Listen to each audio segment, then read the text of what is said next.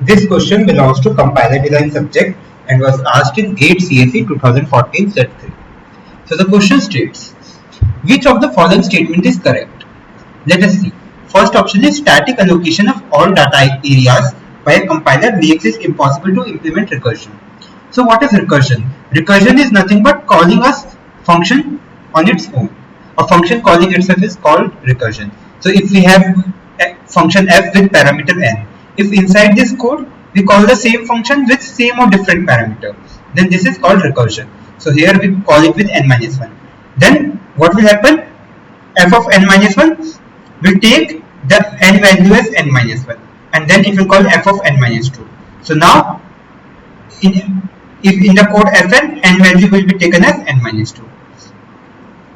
So on. But if we are doing static allocation of all data areas, then we cannot implement recursion because we will have the same variable. We can't update it. So basically we use the dynamic memory allocation. So static allocation cannot be used to implement recursion. And this option, dynamic allocation of activation record is essential to implement recursion. This is correct. Option D, automatic garbage collection is essential to implement recursion. No. What is automatic garbage collection? Suppose we have n over here, variable n, and we are not using this variable. Then what happens? Then we need to free some space. We can use user-defined garbage collection or automatic garbage collection.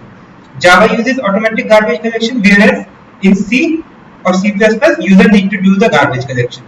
And in both recursion is there. So recursion has nothing to do with garbage collection. So option 2 is also false.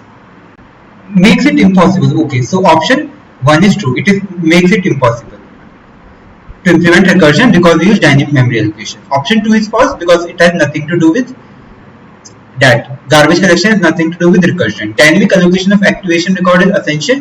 Yes, as I have already told, we need dynamic memory allocation. Both heap and stack are essential to implement recursion. No, we need dynamic memory allocation, but it can be done by either heap or stack both.